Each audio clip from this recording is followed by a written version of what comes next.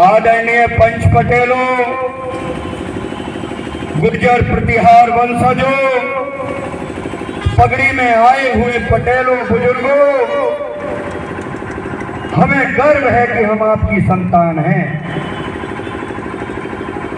युवा साथियों, मीडिया के बंधुओं, प्रशासन के भाइयों, और आज गुर्जर समाज की मांग के साथ साथ तमाम जाति और धर्मों के भाई जो आज हमें सुन रहे हैं, आप सबका प्रहलाद खजाना की ओर से बारंबार धन्यवाद करता हूं, नमन करता हूं आपके चरणों में।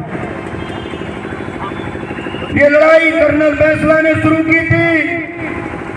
युग पुरुष कर्नल बैंसला जी ने इस करौली क्षेत्र के और बयाना, धौलपुर, करौली, तमाम इन एरियाओं में कम से कम 300-400 नुक्कड़ सभाएं की थी। वो सभाएं करने के बाद उन्होंने इस आंदोलन को ऊंचाइयों तक पहुंचाया, आप सब लोग जानते हो। लेकिन आज इतने समाज में बड़े बड़े नेता होने के बाद सवाल इस बात का कि प्रहलाद खजाना को क्यों गांव-गांव भटकना पड़ रहा है। मेरे साथी राहुल प्रधान ने बताया आपको,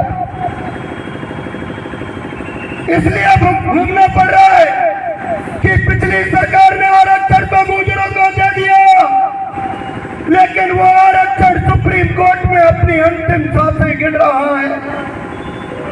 वो आरक्षण कभी खत्म हो सकता है। जब साल भर से कोई नहीं बोल रहा था, जब कोई नेता नहीं बोल रहा था, तो हमने तय किया कि मुट्ठी भर लोग, वो नेता अगर समाज की आवाज नहीं बढ़ेंगे तो दोबारा से कर्नल साहब की तर्ज पर हम गांव-गांव जाकर हमारे बुजुर्गों का आशीर्वाद लेकर, युवाओं को जगाकर इस लड़ाई को लड़ेंगे। लेकिन सैकड़ों जो हमने कुर्बानियां दी, शहादतें दी, उनकी आत्मा आज ऊपर से देख रही होंगी कि जिस कौम के नेता को मुंह पर ताले लगे हुए थे, नेता सरकारों से दब रहे थे, तब उस समाज का युवा जगा था और हमारे हकों के लिए लड़ा था। हम लड़ेंगे आपके आशीर्वाद। बिल्कुल मैं मानता हूं कि शुरुआत है, बिल्कुल मानता हूं कि शुरुआत है।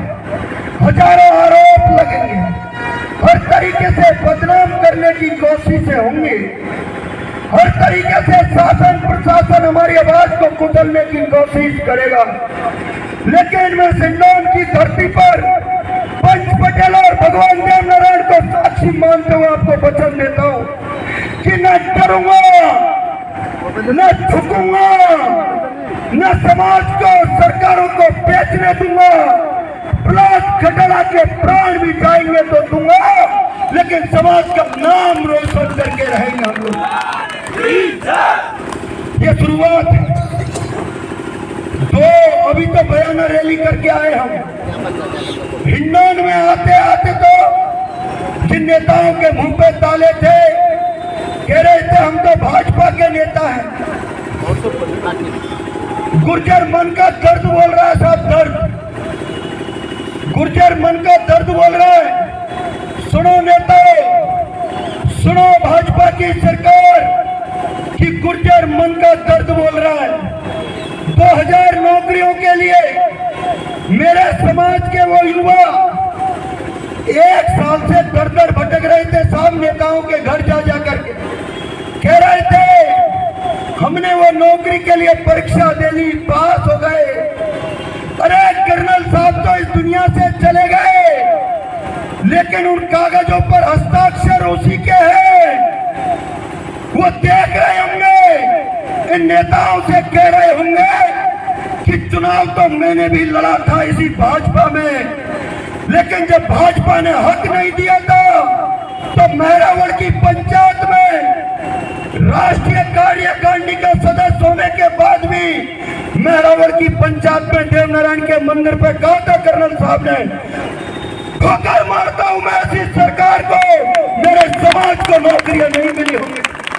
मैं आपको भरोसा दिलाता हूं, चुनाव मैं भी लड़ाऊं साहब, लेकिन मैं आपके सामने तमाम राजनीतिक पार्टी और पदों से आज इस्तीफा देता हूं, और जब तक लड़ूंगा, जब तक आरक्षण नवी अनुसूची में नहीं डलेगा तब तक रुकूंगा नहीं।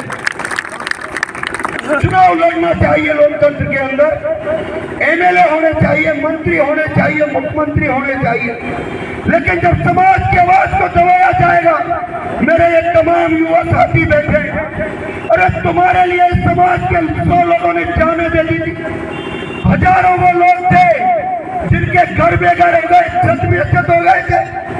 ये नौकरी हम नेताओं के लिए आरक्षण में कोई जगह नहीं है साहब, आरक्षण इन लोगों की नौकरियों के लिए है।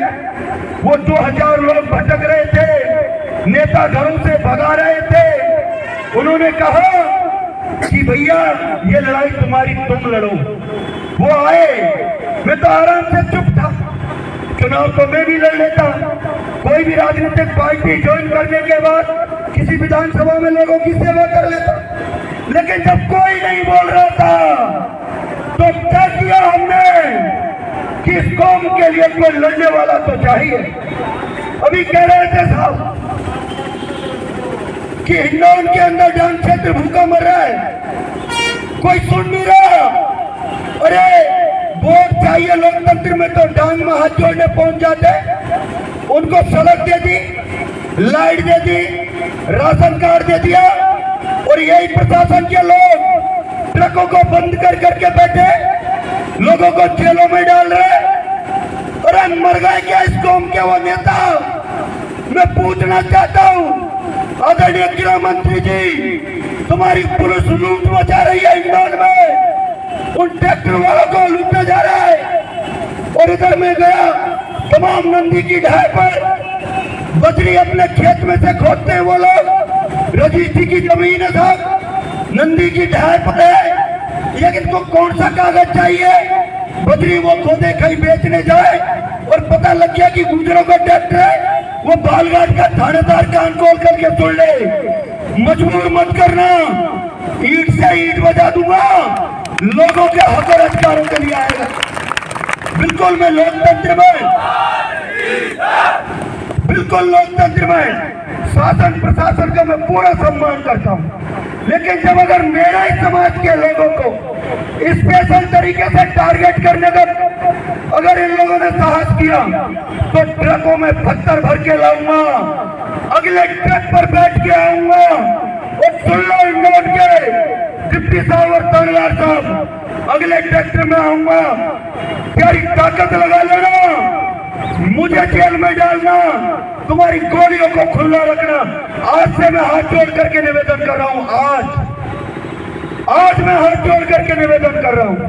एक ट्रक वाला साहब 10 लाख का ट्रक लाए, 8 लाख का लोन ले और 2 महीने में 6 लाख की रसीद कटा ले, उसके बच्चों को जहर देगा क्या?